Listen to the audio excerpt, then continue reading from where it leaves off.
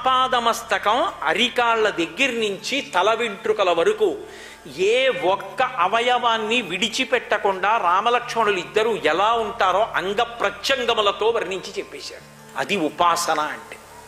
పూజామందిరం ఇంట్లో ఉండడం కాదు, ఇక్కడ ఉండాలి. అరికాళ్ల దగ్గర నుంచి తల వరకు చూడగలగాలి కళ్ళు మూసుకుంటే. అలా చెప్తే అబ్బా సీతమ్మ ఎంత సంతోషపడిపోయిందో. ఇన్నాళ్ళు కళ్ళ వెంట నీళ్లు కారి కారి కారి కారి ఆఖరికి పవిట కొంగంతా తడిసిపోయినటువంటి నా తల్లి సుందరకాండలో అంత సంతోషాన్ని అనుభవించింది హనుమ యొక్క మాటల చేతనే. అది హనుమ చేసినటువంటి మహాద్భుతం. తన మాటల చేత అంత శోకంలో ఉన్న సీతమ్మని సంతోషపెట్టారు. తాను ఇంత గొప్ప పని చేశానని పొంగిపోలేదు. వానరోహం మహాభాగే దూతో రామస్య ధీమతః రామనామాంకితం చేదం పశ్య దేవ్యంగుళీయకం ప్రత్యయార్థం తమానీతం తేన దత్తం మహాత్మన సమాస్విషి భద్రం తే క్షీణ దుఃఖ ఫలాహ్యసి. దానికోసం వింటారు సుందరకాండ, ఆ శ్లోకం కోసం. వానరోహం మహాభాగే, నేను కోతినమ్మా అన్నారు. ఏమి వినయం! వానరోహం మహాభాగే దూతో రామస్య ధీమతః, ధీమంతుడైన రామచంద్రమూర్తి యొక్క దూతనమ్మా. నీకు ఆశ్వాసం కల్పించడానికి అభిజ్ఞానంగా రామచంద్రమూర్తి తన ఉంగరాన్ని పంపించారమ్మా. అమ్మాయి ఉంగరాన్ని తీసుకో తల్లి, ఇవాల్టితో నీ కష్టాలు పోయాయి, ఇక నీకు ప్రశాంతత సంతోషం ప్రారంభమయ్యాయి, పుచ్చుకోమ్మా అని చేతిలో పెట్టారు. గృహీత్వా ప్రేక్షమాణా సా భర్తుక్కర విభూషణం భర్తార వివసంప్రాప్త జానకీ ముదితాభవత్ అన్నారు మహర్షి. ఇంతకాలం నుంచి రామచంద్రమూర్తి దర్శనం కలగలేదని పరితపించి పరితపించి పరితపించి ఏడ్చి ఏడ్చి ఏడ్చి బాధపడుతున్నటువంటి సీతమ్మ అకస్మాత్తుగా రామచంద్రమూర్తి వచ్చేస్తే సంతోషపడిపోయి తన ముఖం ఎర్రపడిపోతే రాగరంజితమైనటువంటి బుగ్గలతో ఎలా ఉంటుందో అలా ఎర్రబడిన ముఖంతో సిగ్గుపడిపోయి రాముడే వచ్చినంత సంతోషించి ఉంగరాన్ని పట్టుకున్నప్పుడు పరమ సంతోషించినటువంటి సీతమ్మ తల్లి ముఖాన్ని తన మాటల చేత ఆనందపరిచి చూసినటువంటి ఒకే ఒక్క మహానుభావుడు హనుమ ఒక్కరే. వాంగ్మయం మొత్తం మీద ఆయనకి తప్ప ఈ కీర్తి ఎవరికి దక్కల, ఆయనకు ఒక్కరికే దక్కింది.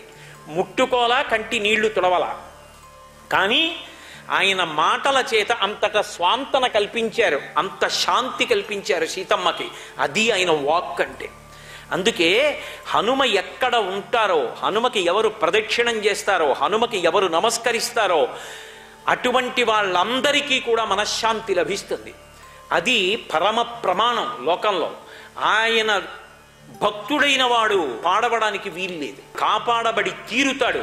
అటువంటి వాడి జోలికి వెళ్ళడం ఎవరి సాధ్యం కాదు. ఆయన చూసుకుంటారు, సర్వదా కాపాడుతుంటారు తన భక్తుడైన వాడిని. కాబట్టి అంతటి మహాత్ముడైనటువంటి హనుమ సీతమ్మ తల్లి ఊరడిల్లేటట్టుగా చేశారు.